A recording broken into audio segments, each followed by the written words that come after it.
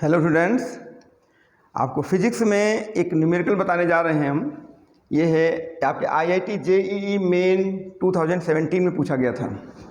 Numerical ये है कि in the given circuit when the current reaches steady state, ठीक है, करंट स्टेडी स्टेट तक पहुंच जाता है, then the value of charge, है ना, आपको चार्ज निकालना है, चार्ज ऑन द कैपेसिटर, है ना, जो संधारित्र होता है, कैपेसिटर आप कैपेसिटेंस C, उसका कैपेसिटेंस कितना C है, विल बी, आपको चार ऑप्शन दिए गए हैं। CE ये आपके सामने दिख रहा है, CE होगा या ये R1/R2 CE, यानी CE सब में है, तो आपको कौन सा सही है ये आपको बताना है ना।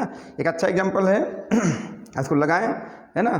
तो पहले आप जो है इसको समझ लें, थोड़ा देर जो है कॉपी कर लें और इसको समझ लें, फिर उसके बाद बताते हैं आपको।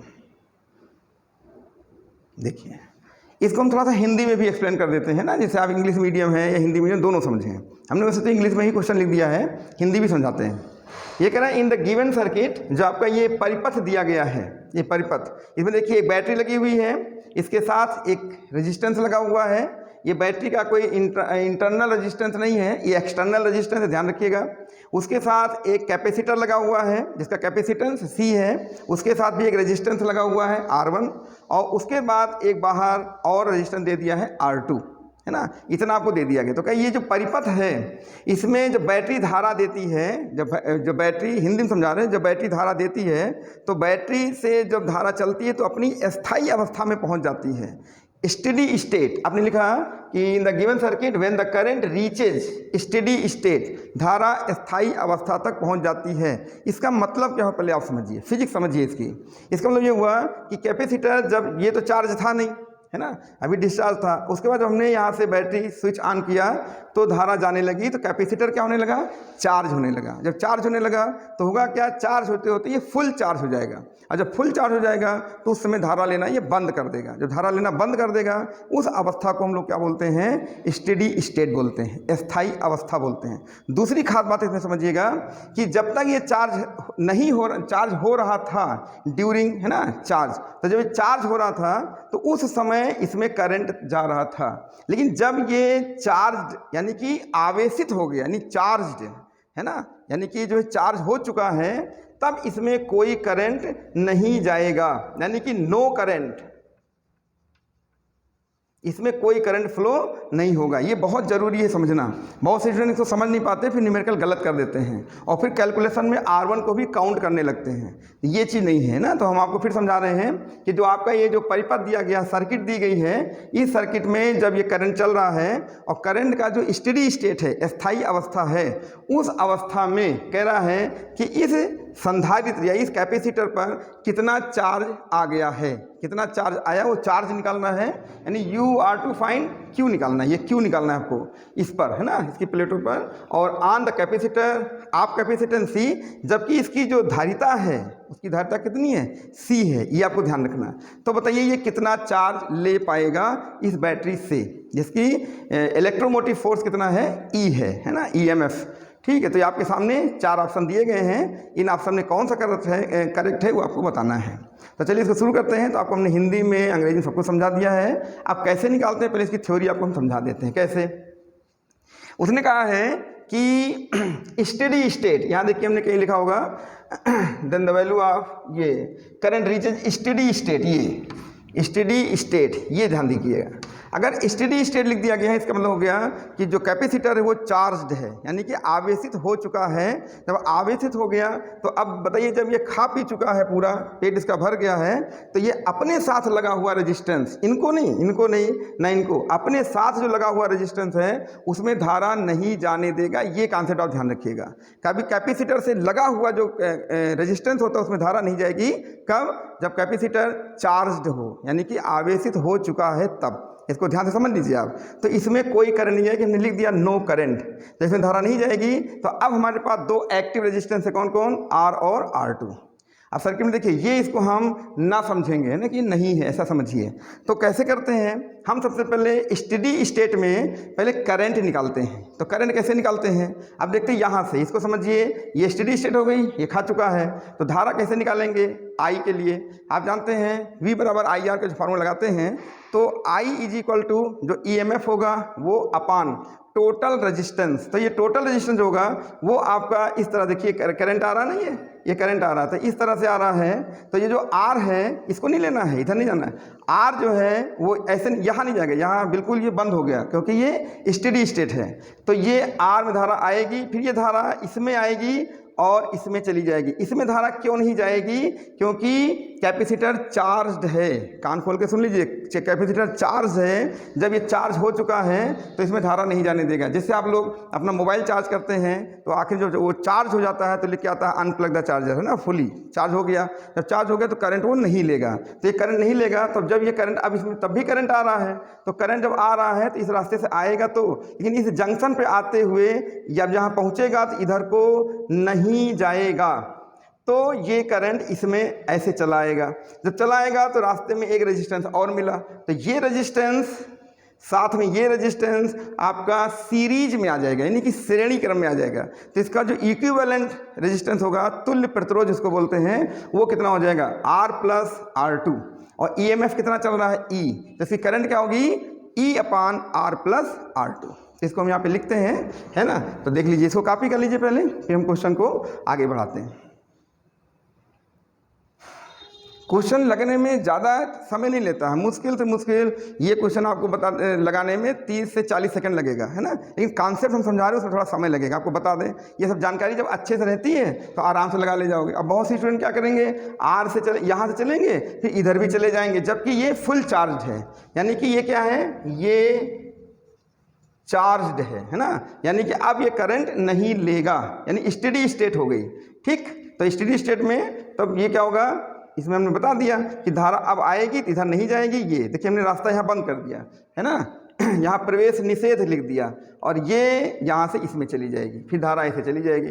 धारा इसमें भी नहीं जाएगी क्योंकि स्टेडी स्टेट है, धारा ये ले चुका है, जो खाना था खा लिया। अब बताइए कि कैपेसिटर में चार्ज कितना था, ये निकालना हमको। चलिए शुरू करते हैं। तो इसको पहले हम जो है यहाँ से हटा दें। अब जो ऑप्शन आएगा आप देख लीजिएगा, है ना, हम यहाँ से मिटा दे रहे हैं। अब जो आएगा आप देखिएगा।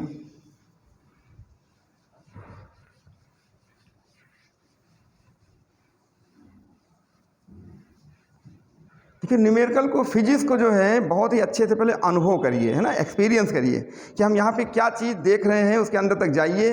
केवल फार्मूला में वैल्यू रखकर निकाल देना वैल्यू किसी चीज़ का, वो न्यूमेरिकल लगाना नहीं होता है। इसीलिए आप जो है केवल एकेडमिक जा पाते हैं, कम्पिटिटिव नहीं जा पाते। जब आपको बढ़िया से कॉन्सेप्ट क्लियर होगा तभी आप जा पाएंगे। जैसे हमने आपको यहाँ पे कॉन्सेप्ट दिया कि यहाँ पे धारा नहीं जाएगी। अब बहुत से स्टूडेंट सोचेंगे कि R1 क्यों नहीं ले रहे हैं, R1 लेना चाहिए, क्योंकि दिमाग में चल रहा है कि सर्किट में जितने लोग हैं सबको शामिल कर लो। ऐसा नहीं है, है ना, जो नहीं काम का वो हम शामिल नहीं करेंगे।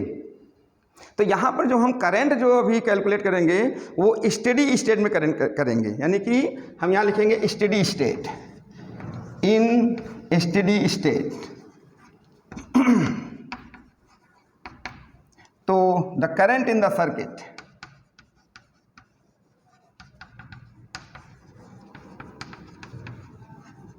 सर्किट क्या हो जाएगा, आप देखें I इज इक्वल टू ये जो EMF होगा और अपान कितना, टोटल रेजिस्टेंस, यानी कि जो इक्विवेलेंट रेजिस्टेंस है वो है R और प्लस R2, R और R2 इन सीरीज। यहाँ लिख देते हैं R and R2 in series, ये सीरीज में रहेंगे। तो इनका जो टोटल होगा वो क्या होगा, R प्लस R2। इससे आप इक्वेशन नंबर 1 कर सकते हैं। इतना तो हम पहले देख लेंगे, ठीक है। तो इससे क्या पता चला, यहाँ पे कोई नाम भी दे देते हैं, बात समझ पा रहे हैं, कोई नाम दे दो AB, है ना, या यहाँ से दे दो, कोई दिक्कत नहीं है, AB और नाम दे देते हैं। चलो C यहाँ लिख दिया, C मत लीजिए, D लिख दीजिए, E F G ऐसे कुछ लिख दीजिए, है ना, सभी पे हमने कुछ नाम दे दिया है।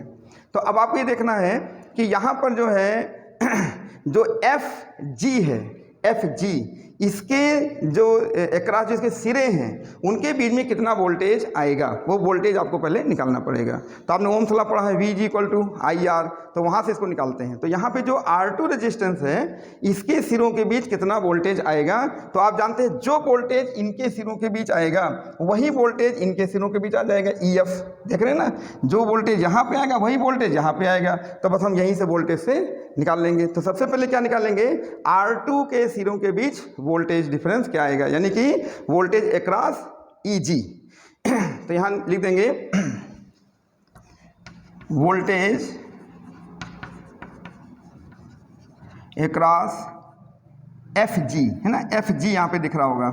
तो बताइए कैसे निकालेंगे, वी जी इक्वल टू आई आर से निकालते हैं। तो आपका V is equal to I हो जाएगा और आर कितना है, आर टू। ध्यान दीजिए ये आर टू आ जाएगा, इनके सिरों के बीच वोल्टेज निकालेंगे, वही वोल्टेज हम यहाँ पे अप्लाई कर देंगे। तो कैसे निकालते हैं, आर टू, आई की वैल्यू देखिए नंबर 1 में आ गई। तो आई कितना है, ई upon R plus R to और इनटू ये आ जाएगा आर टू। ये आई की वैल्यू हमने रख दी, E upon R plus R two into R two, ये हो गया आपका वी।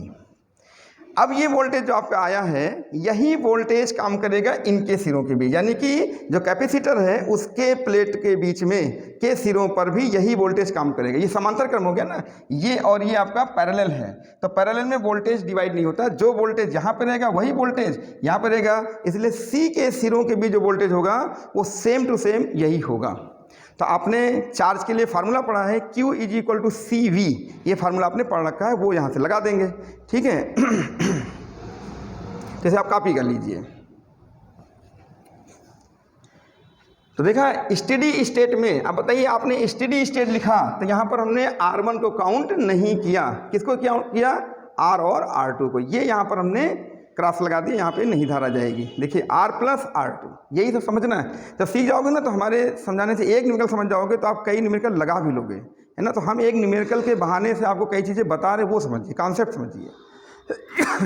अब देखिए, तो हमने स्टेडी स्टेट में करंट निकाल दिया, सर्किट में इतना आएगा, फिर वोल्टेज अक्रॉस एफ जी, ये देखिए एफ जी सिरों के बीच ये हमने निकाल दिया, या R2 के सिरों के बीच कह सकते हैं, वो आपका निकल गया V G equal to I R two. I की वैल्यू कहाँ से लिख दिया, 1 से यहाँ लिख दीजिए, फ्राम 1 से हमने ये लिख दिया, इसको यहीं छोड़ दीजिए। अब लिखेंगे चार्ज किस पर, जो कैपेसिटर है। बस आंसर आपका आ जाएगा। तो देखा कितना छोटा क्वेश्चन था। तो क्या लिख दोगे, 9 charge on capacitor C, capacitor C इजी, तो क्या हो जाएगा, Q is equal to, formula आपने पढ़ रखा है सी वी, तो Q is equal to C, तो यहाँ पर C कितना है, सी वी, तो C हम लिखेंगे इतना, और C तो C है, दिया है C, है ना, और ये लिख देंगे, तो कितना हो जाएगा E और अपान R plus R2 into R2। तो आप देखेंगे ये आप में कोई ना कोई ऑप्शन आ रहा होगा, है ना, देख लीजिएगा।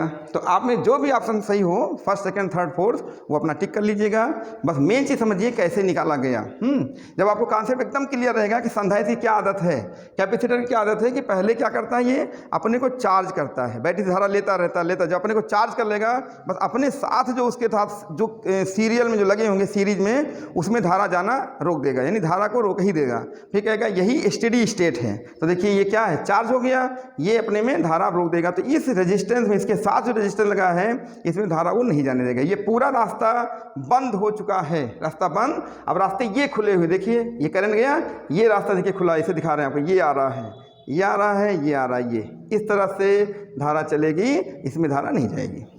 तो लेकिन शुरू में तो इसने धारा लिया होगा, तो वही देख रहा है कि उस धारा से अपने को कितना चार्ज कर लिया, यानी उसके प्लेट पर कितना चार्ज आया। तो हमने सबसे पहले क्या किया कि पहले इस परिपथ में स्टेडी स्टेट में जो सर्किट था उस पर हमने करंट निकाला। तो करंट में क्या निकाला, E upon R plus R2 in series, ठीक है, वो निकाल दिया। उसके बाद क्या किया हमने, यहाँ पर इसके सिरों के बीच जो ये अक्रॉस ये टर्मिनल है, R2 के टर्मिनल के बीच में क्या निकाला, वोल्टेज निकाल दिया। तो वोल्टेज कितना निकाला, V बराबर आई आर से, तो I इंटू R2, आई की वैल्यू रख दी, और उसके बाद ये देखिए आई R2 लिखा, ये निकाल दिया। और फिर हम जानते हैं कैपेसिटर पे Q is equal to C V, तो सी वी ये निकाल दिया। तो हमारा ख्याल है अब आपको अच्छे से समझ में आ गया होगा। तो आप इस न्यूमेरिकल को ना समझें, इस न्यूमेरिकल के अंदर जो कॉन्सेप्ट छिपे हुए थे उनको अच्छे से अडॉप्ट करें, समझें, और फिर अगले कोई न्यूमेरिकल में इस बात को उपयोग करें, तब आपका धीरे धीरे तेज हो जाएगा ना, नहीं तो फिर आप जो है ऐसे ही परेशान रहेंगे। तो हमारा ख्याल है आपको समझ में आ गया होगा। अगर इसके बाद भी कोई दिक्कत होती है तो आप कमेंट कर सकते हैं, है ना। हमने कोशिश किया समझाने की, तब भी, है ना, आप थोड़ा सा थ्योरी और अच्छे से पढ़िए, ठीक है। Thanks for watching my video.